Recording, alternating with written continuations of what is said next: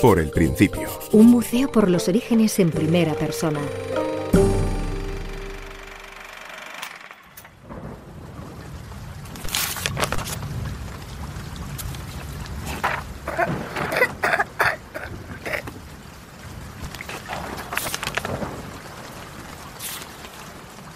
¿Cuándo quise ser escritora? No sé, pero yo creo que el ver que la literatura es creada por seres humanos, por personas que firman libros, pues es que me lo pone muy fácil. Bueno, pues si otros escriben, yo también, ¿no? Si esto sale, si yo estoy leyendo ahora, pero yo voy a poder escribir. Y de hecho, siempre estuve escribiendo. O en un momento dado me recuerdo escribiendo.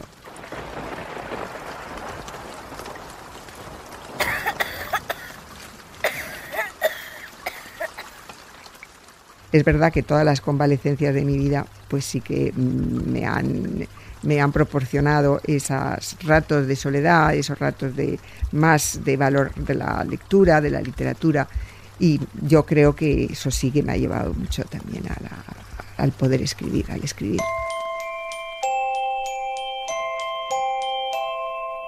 Esa niña enfermiza que leía cuentos en su habitación, tumbada sobre la cama que compartía con su hermana, sería después una escritora que ha publicado ya 30 libros. Ha ganado el Premio Planeta, entre otros reconocimientos, y desde 2010 es una de las pocas mujeres académicas de la lengua. Soledad Puertola se recuerda como una niña comunicativa pero cerrada, muy observadora, que no acababa de encontrar su lugar.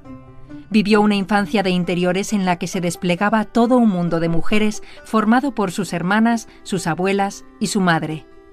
En sus convalecencias y en su colegio de monjas tenía el espacio para escribir. El camino desde ahí hasta ser una escritora reconocida es una historia que merece ser contada por el principio. Por el principio. Por el principio. Por el principio.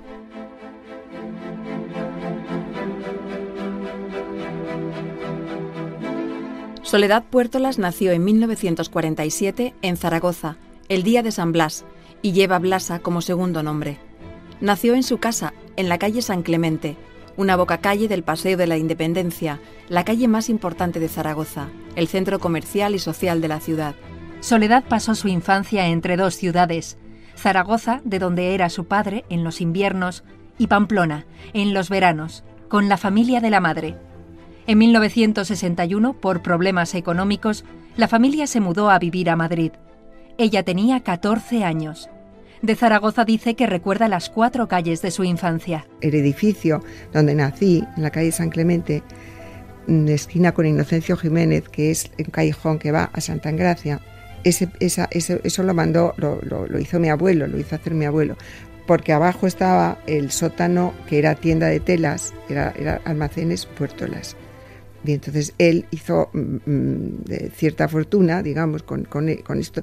Estuvo un tiempo en Barcelona, tuvo un almacén en Barcelona, se trasladó a la familia a Barcelona. Mi padre estudió en los jesuitas de Barcelona, siempre lo decía.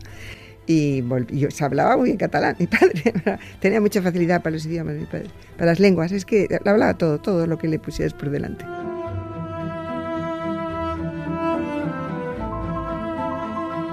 El padre de Soledad Puertolas era químico, trabajaba en una fábrica de destilados. Su madre se dedicaba a las tareas de la casa y la crianza de las 3 hijas. Y volvió, y ya se establecieron ya del todo en Zaragoza.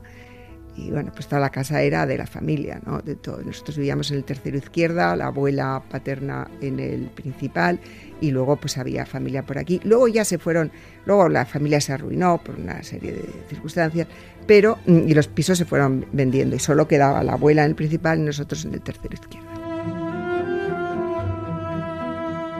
La vida familiar de Soledad transcurría en su casa y en la de la abuela paterna, unos pisos más abajo. Tuvo muchos problemas de salud, se quedó en silla de ruedas y estaba muy recluida en su cuarto. O sea, no tuve ese contacto con ella que a lo mejor hubiera podido tener, pero es que claro, no hablaba, estaba muy arrinconada ya, ¿no?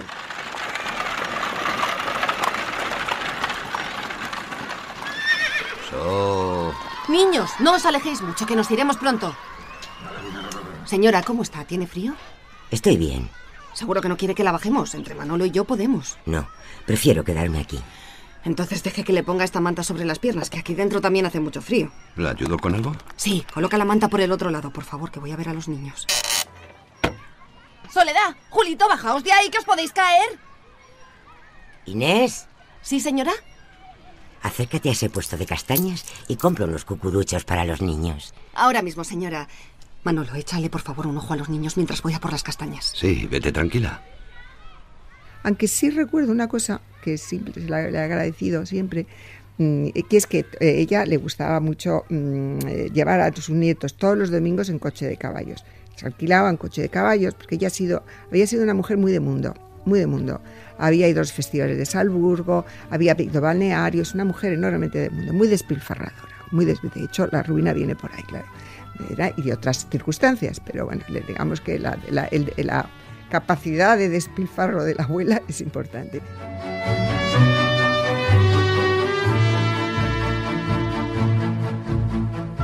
Y entonces esto de llevar a todos los nietos todos los domingos en el coche de caballos, nos ponían los abriguitos bien puestos, bien abotonados, las capotitas de terciopelo. Llevamos una recua allí de niños de toda la familia de mi padre y con la abuela. Y la abuela, pero que la abuela no nos hablaba casi, la ponían allí y con el que llevaba el que llevaba el coche.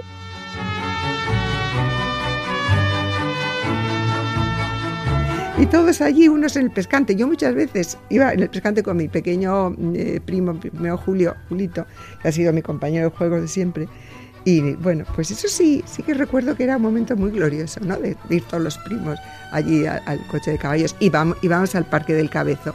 Salíamos todos ahí alborotados y luego nos recogía a través de la abuela, el no sé qué tal. Supongo que alguien vendría con nosotros porque la abuela nos iba a hacer cargo de toda aquella recua de niños y niñas, ¿no? O sea, alguien vendría, alguna de las chicas que nos cuidaban y todas esas cosas.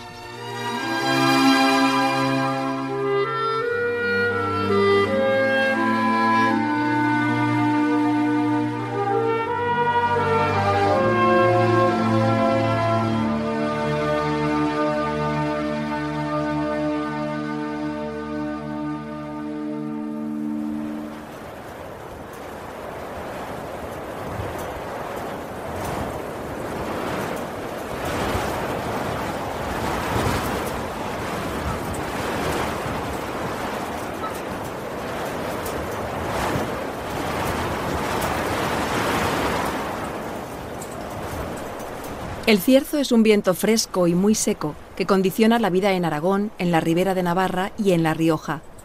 Surge cuando hay una borrasca en el Mediterráneo y un anticiclón en el Cantábrico al mismo tiempo. Esa diferencia de presión puede pasar en cualquier época del año. El cierzo está presente en la vida cotidiana de Zaragoza. La cultura popular lo relaciona con trastornos mentales y alteraciones del ánimo.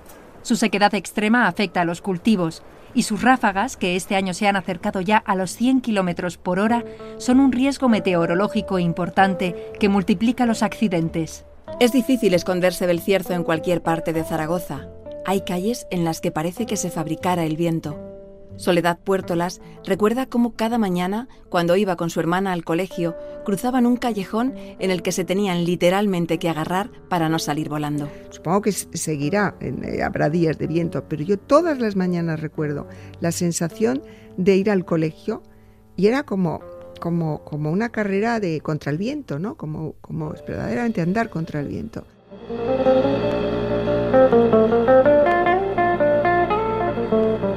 Pues ahí había un recorrido por callejuelas, en vez de ir a la Independencia, íbamos por callejuelas, era María Agustín, y luego íbamos por San Ignacio y un callejón, cuyo nombre no sé cuál es. Y ese callejón, yo le llamo el callejón del viento, porque ahí enfilaba, y ahí yo me caía muchas veces. Nos llevaba pues la chica de casa, a veces la portera del edificio, que nos llevaba a mi prima y a las hermanas mayores, que fuimos las que fuimos al colegio. Sí, recuerdo aquellos vientos tremendos y recuerdo haberme caído y con el frío inmenso que atravesaba el paño del abrigo, que aquellos paños que no abrigaban, eran como que penetraban por todos los agujeros, ¿no?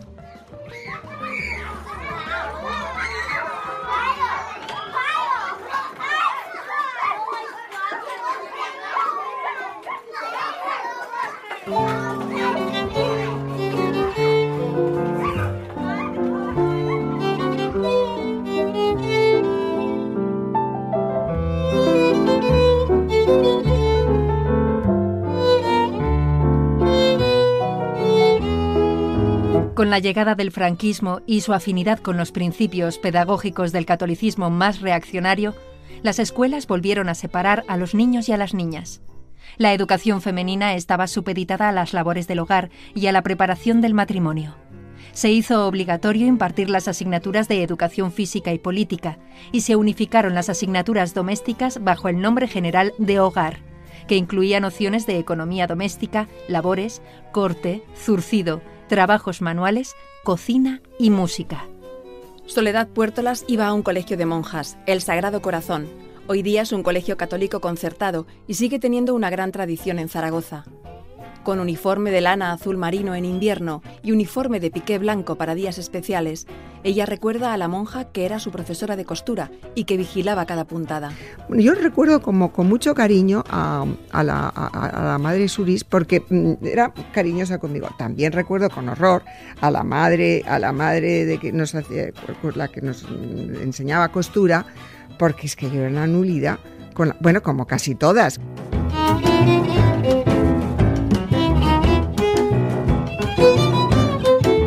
Temblaba cuando estábamos todas en fila, sentadas, todas calladas, porque el silencio es una de las cosas que recuerdo con más desagrado, ¿no? Porque no se podía hablar, ¿no? Entonces aquel silencio, ir pasando de silla en silla hasta llegar al lado de esta monja que era blanquísima, la madre Ruth, y se enfadaba siempre muchísimo conmigo, estos nudos, y hacía una cosa que nunca entendí, con un lío que yo llevaba ya lleno de nudos, que ya no era nudo, aquello era un mundo, era todo un enredo, una pelota de nudos. Tiraba de un hilo, se deshacía, y digo, pero bueno, que me daba una envidia.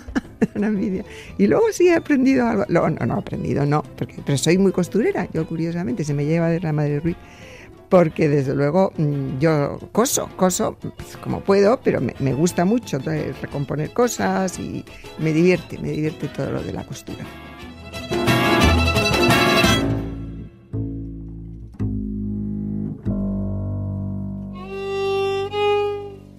De todo había las monjas. Es todo un mundo, el mundo de las monjas es un mundo, desde luego, porque claro, están todas estas personas, mujeres, metidas en una congregación con la madre superiora, con sus categorías. Esto es un mundo bastante estremecedor en el sentido de controles y de rivalidades, y esto se percibía. Yo eso siempre estaba atenta y me estremecía un poco.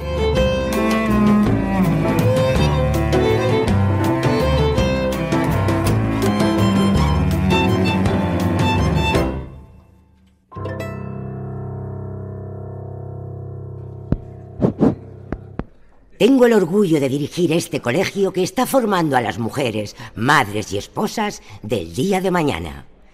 Todas habéis destacado por ser alumnas aplicadas y obedientes, temerosas de Dios y devotas de la Virgen y los santos.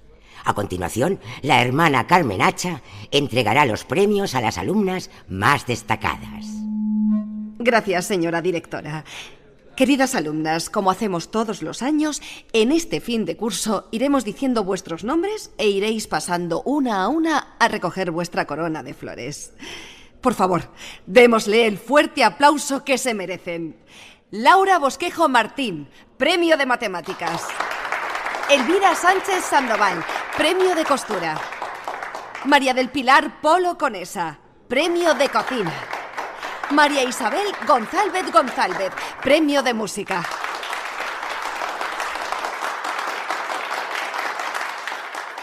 Pero luego los premios, lo que era la ceremonia de los premios ya fuera del jardín de infancia, pues esto era el salón de actos, que era un salón que a mí me parecía inmenso, seguramente ahora lo vería y digo, bueno, pues esto no tiene las dimensiones que yo creía, ¿no?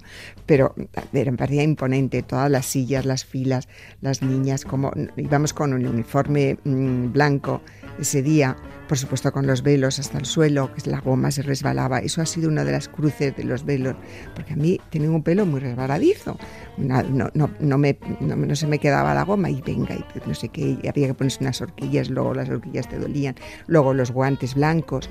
Los guantes blancos tenían que estar blanquísimos. Si se habían roto, te los había cosido tu madre o quien sea, pero quedaba, que se notaba, y te hacían los grumos dentro.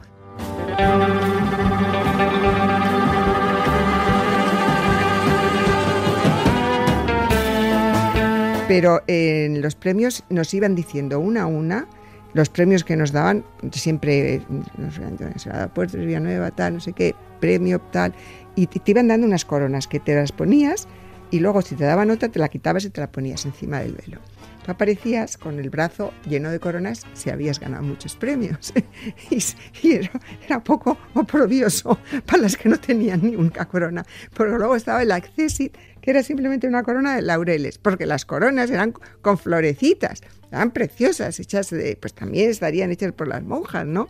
Eran muy bonitas coronas, de estas que ahora se venden en los grandes almacenes, en la parte de adornos, ¿no? Y esto me lo recuerda muchísimo, esas ristras de florecitas, pues eso las teníamos, claro, las más importantes eran más, de flor más grande, ¿no?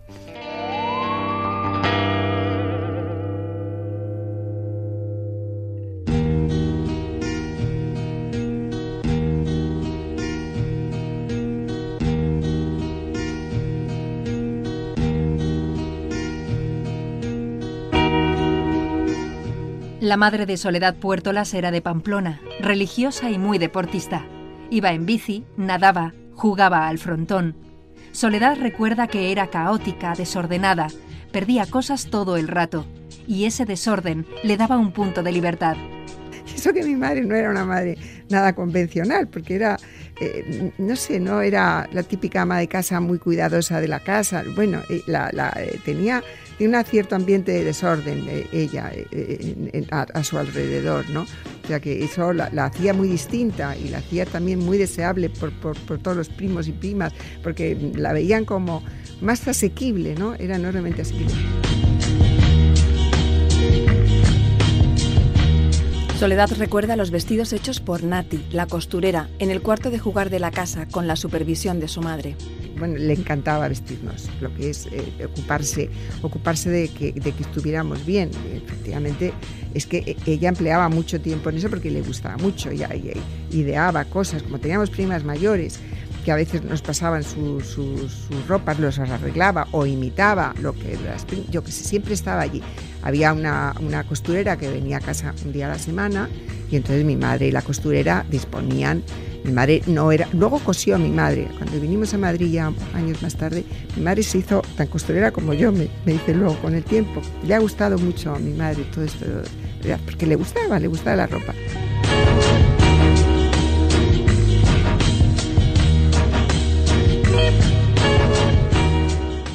Y nos llevaba muy bien, como íbamos unas niñas que, como decía, ya llamábamos la atención. Es que ella se ponía muy orgullosa.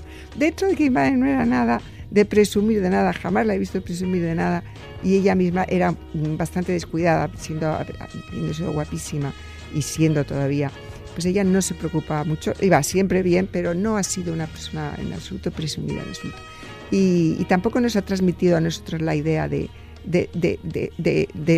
presumir de nada, ni de físico ni de lo psíquico, nada.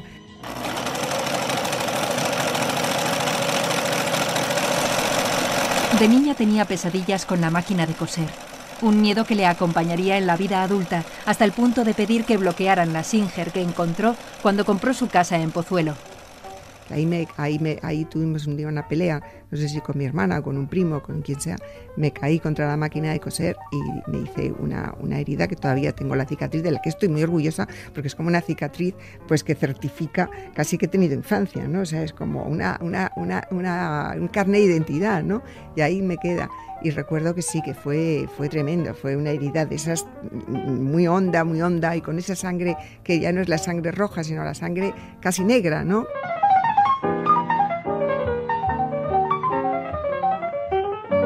Muy contenta, como todos los niños, yo lo observo con mis nietos, siempre están muy orgullosos de sus heridas y de sus dolencias. Ay, y se ponen, y ay, mira este dedo cuánto me duele y tal.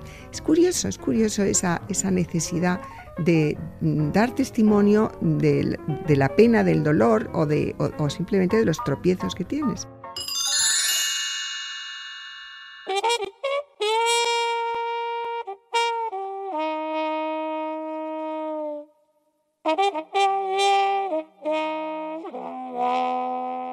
Soledad es la mediana de 3 hermanas.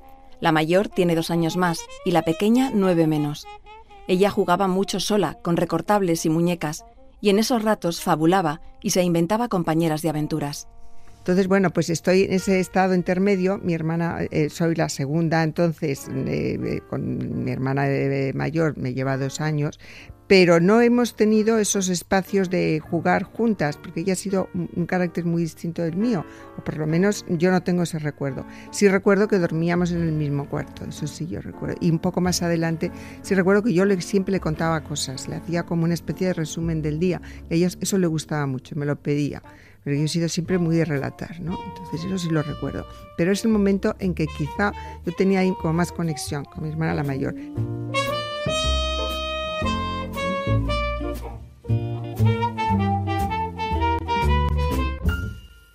La pequeña fue cuando yo tenía 9 años, cuando nació, y para mí fue un verdadero juguete. O sea, yo me quedé estupefacta, porque me imagino que habría visto niños, bebés, ¿no? Antes. Pero tenerla en la cuna, en la habitación de mi madre, nació en Zaragoza, en la casa, que como en aquel entonces había muchos nacimientos en los domicilios, ¿no?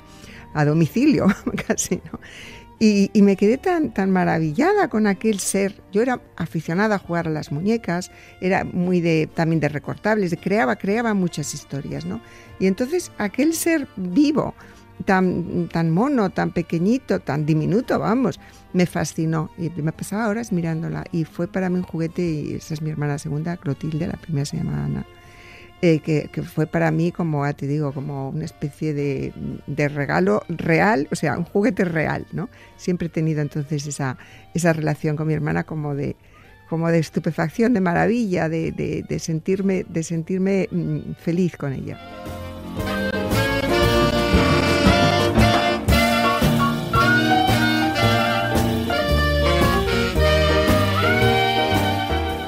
He sido muy de jugar sola, ya no te digo de bebé, pero que seguramente también, porque los bebés juegan solos con sus manos y todo lo que pueden, ¿no? Lo que tienen a su alcance. Pero luego ya con 3 años y con 4, ahí empieza un poquito la memoria a traerme escenas y ya me veo, sí, jugando yo sola, porque he sido muy de jugar, de hacer cosas siempre, muy mental y a la vez pues eso, coger esa mente y aplicarla a hacer juego con todo.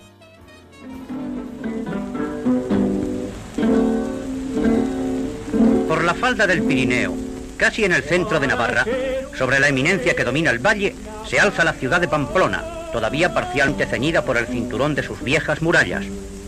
Antigua cabeza del reino y corte de sus monarcas, Pamplona guarda celosamente los vestigios de su antiguo esplendor y ofrece en todo instante la emoción de la historia unida a los más bellos paisajes y a la conservación pura de todos los valores de la tradición.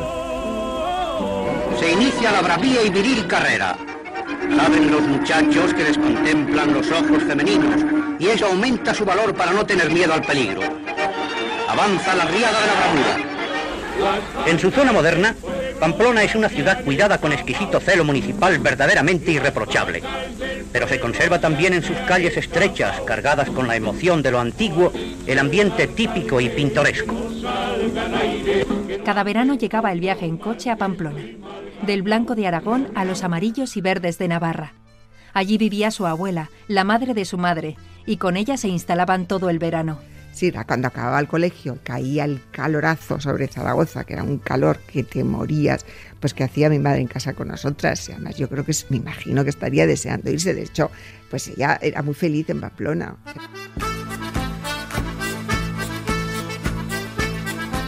Que pasar los veranos en Zaragoza es sofocante, como mínimo, ¿no?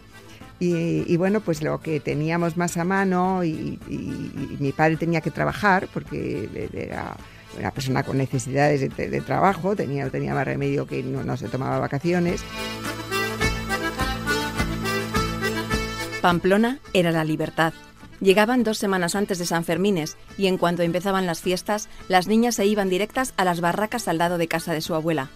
La niña Soledad se hizo adicta a los coches de choque. Mi padre no se tomaba vacaciones así seguidas, yo creo que nunca. O sea, entonces, claro, mi madre con las niñas, pues nos llevaba a Pamplona, a la casa de su madre. en casa de su madre en Pamplona, pues era muy cómodo porque era una casa que, bueno, que no era enorme, pero cabíamos. Nos acomodaban con otras primas que estas venían de Madrid.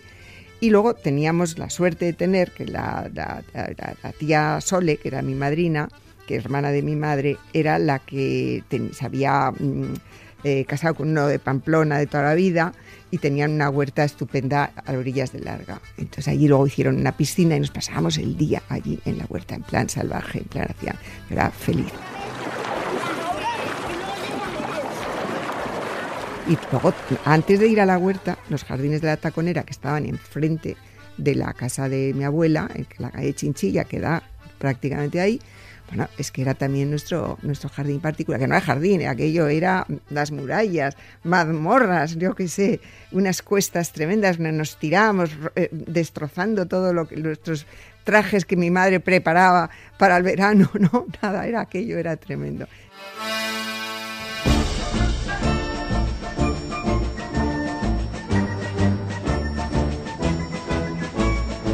Su abuela materna, la de Pamplona, era una mujer fuerte y serena que iba todos los días a misa. Soledad iba a veces con ella a la iglesia de San Nicolás. Mi abuela era muy derecha, sí, un poquito de zapato tacón, no llevaba jamás joyas, con muy buena planta, tenía mucho carácter, era guapa, pero guapa especial, no era la típica guapa, no, muy delicada, no sé, era distinta. Supongo que cada uno también tiene la imagen que se hace, ¿no? Este año me dejará que le ponga un poco de encaje en los puños. No sé, Lolita, ya sabes que yo soy poco de encajes. Pero esto sería una punta de nada aquí, justo para darle un poco de relieve. También puedo poner antes, si lo prefiere. El ante me gusta más. Los encajes siempre me parecen demasiado llamativos. Pero lo importante es cómo se llevan las cosas. Y usted lo lleva todo muy bien, con mucha elegancia. Ay, gracias, Lolita. Eso es que me ves con buenos ojos. Me parece a mí. ¿Es la verdad? Mire, le voy a enseñar unos botones que tengo que le van que ni pintado con el vestido. Me los han traído de Francia. Son bonitos, sí. ¿Me gustan? Hágame caso, que con el ante y estos botones le van a quedar unos puños perfectos. Mire, quedaría así. Ah, pues mira, me gusta. ¿Y ya están por aquí las nieticas de Zaragoza? Ay, sí, ya están aquí.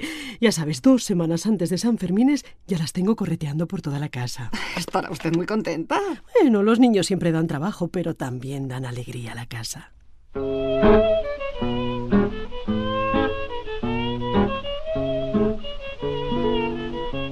Y sí, era muy austera. No, lo que pasa es que les hacía un traje al año, un traje que en una modista que era muy buena, que vivía cerca de casa, que yo iba con ella, y que me encontré con su hija años después en Pamplona y me dijo, soy la hija de Lolita. Y le digo, Dios mío, Lolita. La ilusión que me hacía ir con mi abuela a casa de Lolita, porque me parecía fascinante. Tenía aquel probador lleno de espejos y le encantaba a mi abuela. Siempre decía, es que todo le sienta bien a tu abuela todo le sienta bien.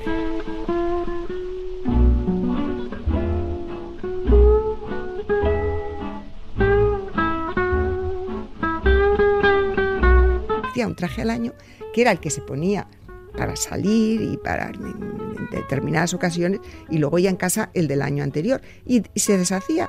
Ojalá fuera yo como ella, que me cuesta tanto tirar la ropa. Yo soy muy de remendar y rehacer. Pues ella no, ella tenía siempre en el armario el nuevo y el del año anterior y se desprendía de todo lo demás.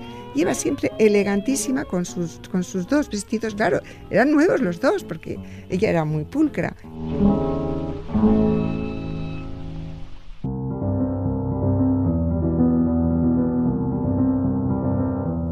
Con 3 años, Soledad Puertolas tuvo tifus. Estuvo durante meses recluida en casa de su abuela, confinada en cama, y en ese tiempo afianzó el vínculo con su madre. El tifus es una enfermedad grave, en otra época mortal y extendida por todo el mundo. Es responsable de epidemias mortales cuando la higiene es escasa, especialmente durante las guerras, las hambrunas o las catástrofes. Se produce por varias especies de bacteria, transmitidas por la picadura de piojos, pulgas, ácaros y garrapatas que llevan algunas aves y mamíferos. Fue especialmente terrible a principios del siglo XX en Rusia, cuando produjo 3 millones de muertes, y durante la Segunda Guerra Mundial, en los campos de concentración. Entre esos miles de prisioneros, el tifus mató a los 15 años a Ana Frank.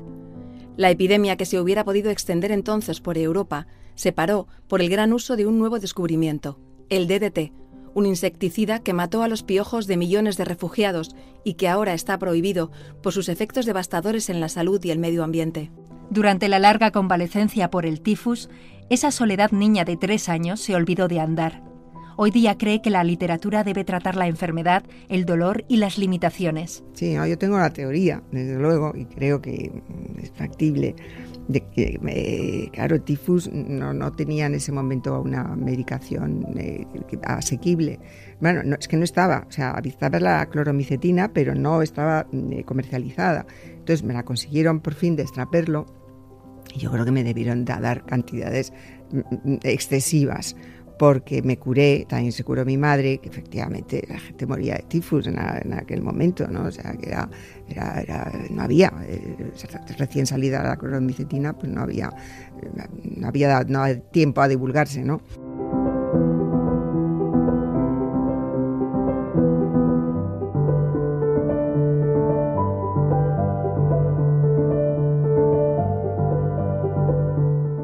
Y quizá me dieron demasiado, pero yo creo que yo creo que me he quedado sin defensa. Soy una persona que estoy siempre por una u otra razón enferma.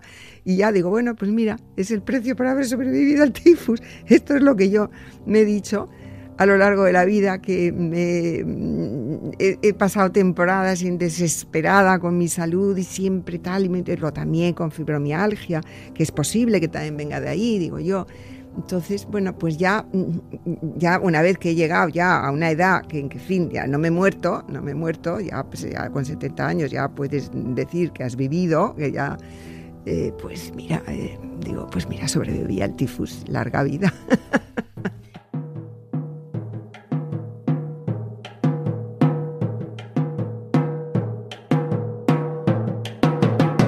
Durante la convalecencia le leían junto a la cama. Soledad recuerda que le contaban una y otra vez el cuento de la gallina petirroja, un personaje con el que se identificaba, porque después de un largo cautiverio, la gallina conseguía la libertad. Fue entonces cuando se enamoró de los cuentos y las historias y empezó a fijarse en los personajes secundarios. A día de hoy piensa que ese tiempo de lectura a través de otros ha contribuido a hacerse escritora. Yo era adicta a esta gallina. Y me la leían, pues no sé, me imagino Modesta o Inés, que era otra de las chicas que también era estupenda y cariñosísima y ha sido también en mi infancia importantísima, y me leían. Quizá la abuela, que a lo mejor ella ya estaba fuera del tifus, pero claro, era contagioso, no podían entrar mucha gente con precauciones, estábamos por eso aisladas.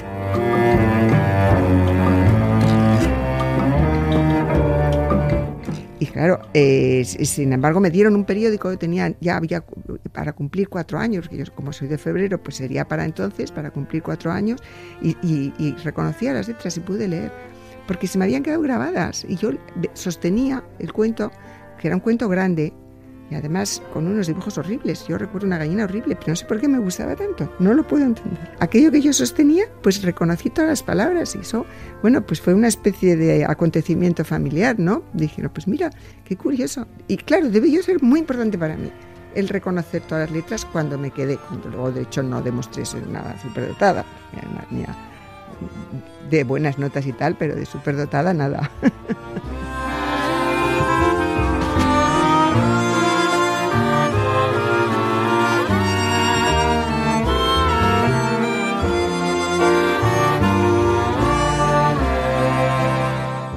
Pero en fin, en cualquier caso, en ese aislamiento yo accedí a la magia de las palabras. Eso es así, porque me fascinaba sentir más que pensar. Pensar a los 3 años no piensas, sientes, ¿no? Que con todas esas palabras que son de todos se construyen otras realidades. Y eso sí que ha sido algo que creo que me dio también el tifus, ¿no? Hay en Madrid una niña, hay en Madrid una niña que Celia se llama, ay sí, niña que Celia se llama. A las personas mayores, Celia no entendía nada, ay no, nada de nada. Y luego ya me metí en lo que es en toda la saga de Celia y en la saga de Antoñita la Fantástica. Y esas fueron dos colecciones que me las leí, pero una tras otra, y fue maravilloso, porque ahí encontré una realidad más cercana, ¿no? Ya las hadas quedaban muy lejos, pero no está mal que estén lejos las cosas, también es bonito para que la imaginación vaya por ahí, ¿no?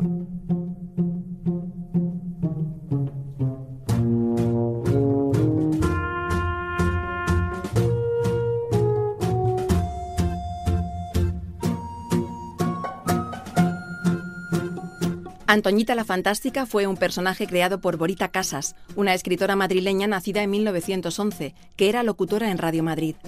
Allí, 2 compañeros la animaron a crear un personaje infantil, y así nació Antoñita, la niña que va a la radio con su chacha nicerata para hablar con don Antonio. Borita Casas le ponía la voz a Antoñita. El personaje saltó a los teatros y actos benéficos con los cómicos más conocidos de la época. Cuando el programa de radio empieza a decaer, le proponen a Borita Casas empezar el relato escrito. Así llegaron los libros con la vida de Antoñita, una niña de familia acomodada que crece en el Madrid de los años 40 y vive las aventuras de la época en el colegio, en su casa o en la playa. Antoñita la Fantástica tuvo un éxito enorme y Borita Casas recibió el Premio Anual de Libreros de Madrid. Pero claro, estas niñas, que eran niñas insatisfechas, las dos, y rebeldes, tanto Celia como Antoñita, pues me dieron motivos para la identificación. Entonces allí yo quizá fue un momento en que la literatura se ofrece otra posibilidad, no solamente el de dar rienda suelta a la imaginación y pasarlo bien, sino el de identificarte con alguien. Yo creo que eso es importante, ese descubrimiento que te da la literatura de que puedes conectar con alguien que no existe físicamente a tu lado, o que no es, o si existe no está a tu lado, efectivamente, o ha muerto o lo que sea, pero que es un ser humano que ha escrito eso. Creo que eso es importantísimo porque te conecta y te reconcilia con un poco con la humanidad, ¿no? con la capacidad de expresión y de comunicación.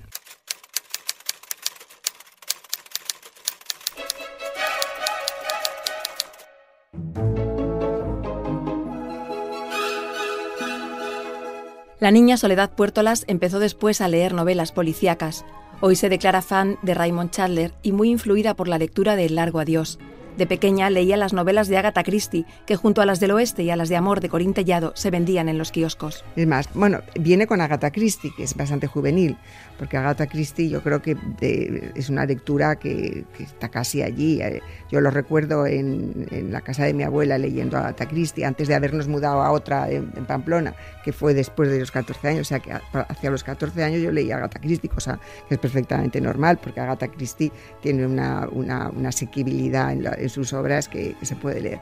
O sea que sí, la novela policíaca entró pronto por esta maravillosa señora, en medio de todo, que le debo mucho a Agatha Christie, que en su simplicidad, pero es muy honesta y es muy realmente no engaña a nadie y hace lo que se propone, y a mí me parece en ese sentido muy modélica, ¿no? O sea que, bueno, tiene los propósitos que tiene y ya quiere resolver los casos como si fueran casos cerrados, y bueno, pues son juegos que ella se propone, pero a un nivel asequible, pero a la vez suficientemente interesante, ¿no? Entonces sí, me hice muy adicta. Yo creo que me debí de leer ahí, no, tengo toda la colección de Agatha Christie, toda, en aquellos libros de papel malo, que claro, eran casi para tirar, pero bueno, los tengo.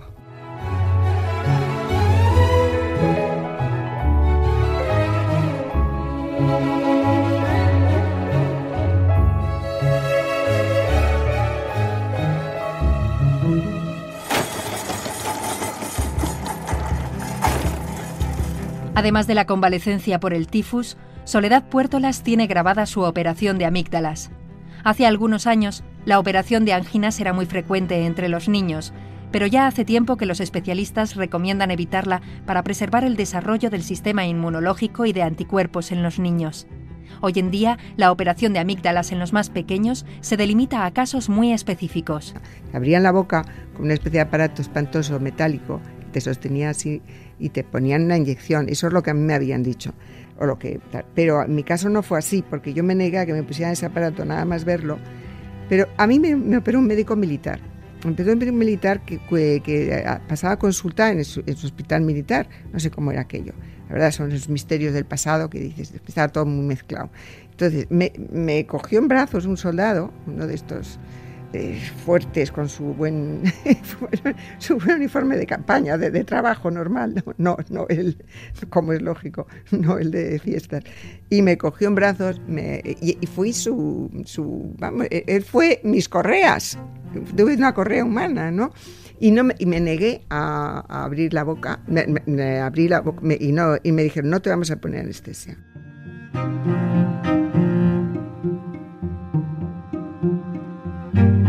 No te van a abrir. Me abrí la boca y de repente la cerré, pero no pude aguantarlo. Y me queda una impresión malísima siempre de todas las injerencias. Ay, por favor, que yo le tengo pánico a las injerencias corporales, de verdad. Es algo que está poco cuidado en esta sociedad, porque aunque se ha progresado mucho, creo que nos falta ser todavía conscientes de la falta de la ruptura, cómo se quiebra la intimidad de la persona cuando te tocan y te arremeten y te arrancan algo.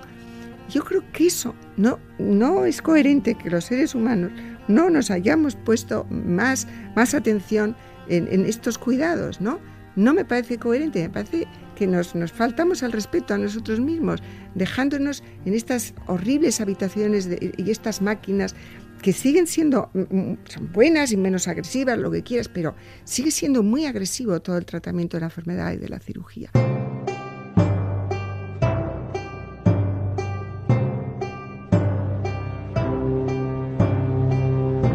Durante la infancia de Soledad Puertolas, la Academia General Militar estaba muy presente en la vida de Zaragoza. Se creó en 1927 como centro de formación durante el reinado de Alfonso XIII y bajo la dictadura de Primo de Rivera, que nombró director al entonces general Francisco Franco. Fue cerrada durante la Segunda República y Franco volvió a abrirla después de la Guerra Civil. La Academia Militar era muy importante y de hecho mis primas mayores que no vivían, que vivían en San Sebastián, venían a pasar algunas temporadas con motivo de algunas fiestas militares y se alojaban en casa, lo cual para nosotros era una ilusión tremenda, porque venían con sus maletas, sus trajes de fiestas y tal. Y aquello, yo la Academia Militar la tengo unida a eso, a las visitas de mis primas y a aquella cosa de que salían guapísimas vestidas para ir a sus fiestas. O sea que la Academia Militar, aparte que amigos de mi padre eran militares y venían mucho a casa.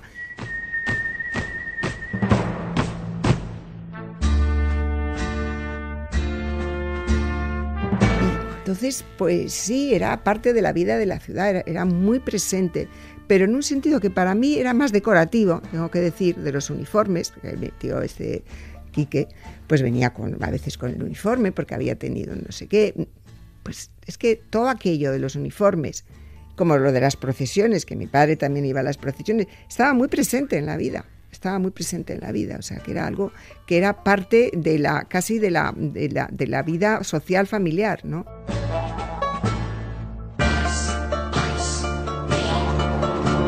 Verdaderamente lo que estaba clarísimo es que Franco era nuestro jefe de Estado y lo que nosotros teníamos era el régimen de los sindicatos estos verticales y esto era continuo, o sea, que es que verdaderamente no hacía falta el estar enterado, es que era enormemente presente. Y las procesiones, pues lo mismo, y estaban los políticos y la iglesia eran lo mismo, o sea que era una sensación enormemente invasora, ¿no? Entonces eso no había manera de eludir. Y aparte de que cuando Franco a lo mejor hacía, ya sea por televisión o más tarde, claro, cuando ya vino la televisión, por el Nodo o por comentarios, o vino a Zaragoza, o se dirían, yo qué sé, ya no me acuerdo. Pero en fin, que estaban presentes y se comentaba, es que Franco hace esto, es que Franco hace el otro. Tú oías la conversación de los mayores, se hablaba de lo que hacía Franco.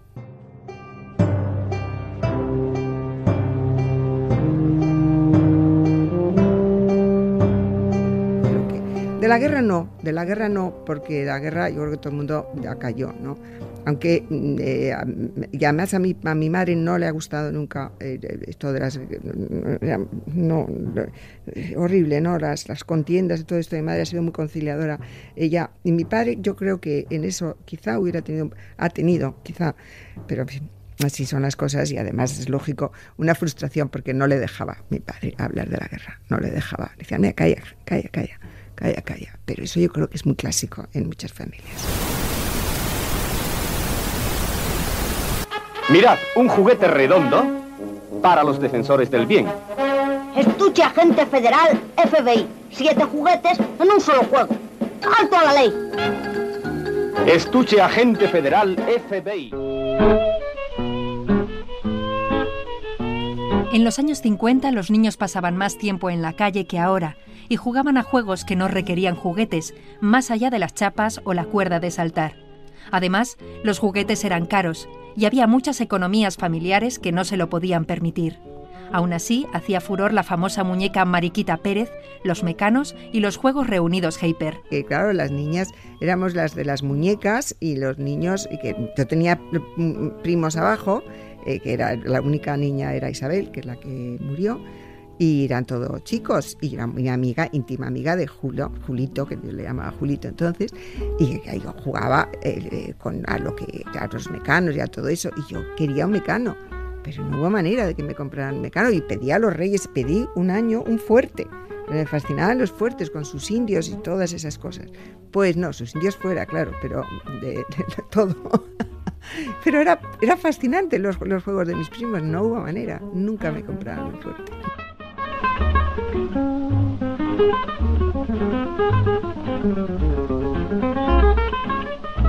No lo vivías con indignación, pero una indignación. Decía, oye, pero ¿por qué? No lo entendían. No es que te reprimieran, no te decían nada, sino que no te lo traían. Curioso, porque eso te permitía, la verdad, que en medio de todo no era una educación, por lo menos en mi casa, que me dijeron, no, es que tú no sirves nada más que para esto. No, lo daban por sentado y no se discutía, y ya estaba. No creo que había muy pocos argumentos, muy poca argumentación. Yo creo que hoy día todo se argumenta y entonces casi exhaustivamente, ¿no? Mientras que entonces, como no se argumentaba nada, tú lo tomas o lo dejas y si no te gusta ya veremos lo que hacemos luego, ¿no? En el colegio quizás se argumentara un poco más, pero tampoco mucho, eran cosas establecidas que no se discutían, que está mal, pero que tiene la ventaja de que te deja el margen de que no te manipulan hasta el fondo, ¿no?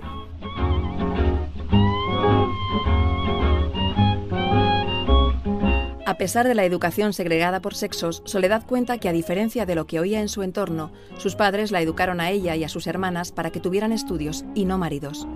Es más, a mí nunca me han... De hecho, yo que hice ciencias, luego hice bachillerato de ciencias, siempre he tenido la idea, en casa, me han transmitido la idea de que yo tenía que estudiar una carrera y de casarme ya veríamos, y que yo tenía que espabilar y ganarme dinero en la vida. Y eso lo he tenido, que tenía que estudiar una carrera. Era algo que estaba clarísimo. O sea, mi madre no lo había hecho, pero mi madre, por las circunstancias de su vida, también le había cogido la guerra, claro, su plena juventud era con la guerra, ¿no? Y entonces, pero estaba clarísimo que las mujeres tenían que trabajar para mí, dentro de mi casa. Fuera, en el colegio, es verdad que se escuchaba de vez en cuando las frases que sí que recuerdo alguna vez que nos dijeron en el colegio en Zaragoza.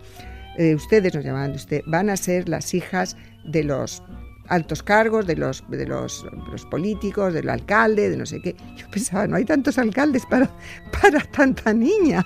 Dijo, el gobernador, van a ser las mujeres del gobernador y del alcalde. Y digo, pues nos lo vamos a tener que rifar. Pensaba, yo era lo único que se me ocurría. Digo, no hay tanto alcalde. Digo, igual me cae un concejal, pensaba yo. Pero todo esto me parecía como pintoresco. No te lo podías tomar en serio porque era demasiado pintoresco.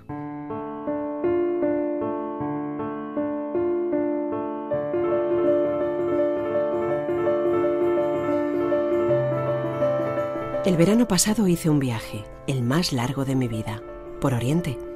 No tengo ninguna facilidad para resolver los veranos.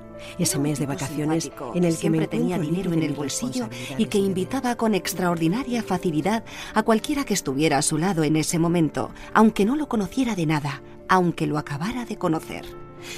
Sus padres eran artistas. De todos los adolescentes que el verano de los incendios se reunían en el muelle del puerto a la caída de la tarde, Joaquín Muro era, sin duda, el más silencioso.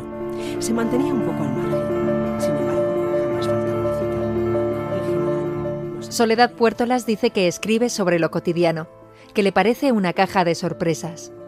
Quiere contar la extrañeza que le causa la vida, fijándose en los personajes secundarios. Esa escritora y académica de la lengua, que tiene consigo premios literarios y el reconocimiento de lectores y crítica, empezó a fabular tumbada en la cama, escuchando cuentos de una gallina, y llenó de historias sus primeras páginas a escondidas de la monja en el colegio. Yo creo que sí, que es que todos los escritores, en ese sentido, todas las impresiones de la infancia son de las que nos han dado la razón de ser, ¿no? Luego se han ido transformando, pero esas son las que te han formado, como la mirada de escritor está ahí, y si la pierdes es que dejas de ser lo que tú eres, empiezas a copiar, por así decirlo, y eso puede verse incluso en escritores que ya pierden eso, ¿no?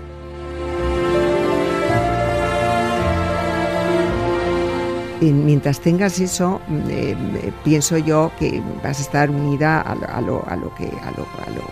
lo que te enseñó, a lo que te abrió los ojos por primera vez. Entonces sí, desde luego, yo todas estas primeras impresiones son las que a mí me han hecho luego hacer la literatura que hago y ver que la literatura es la que yo puedo hacer, la que quiero y la que puedo hacer, las dos cosas.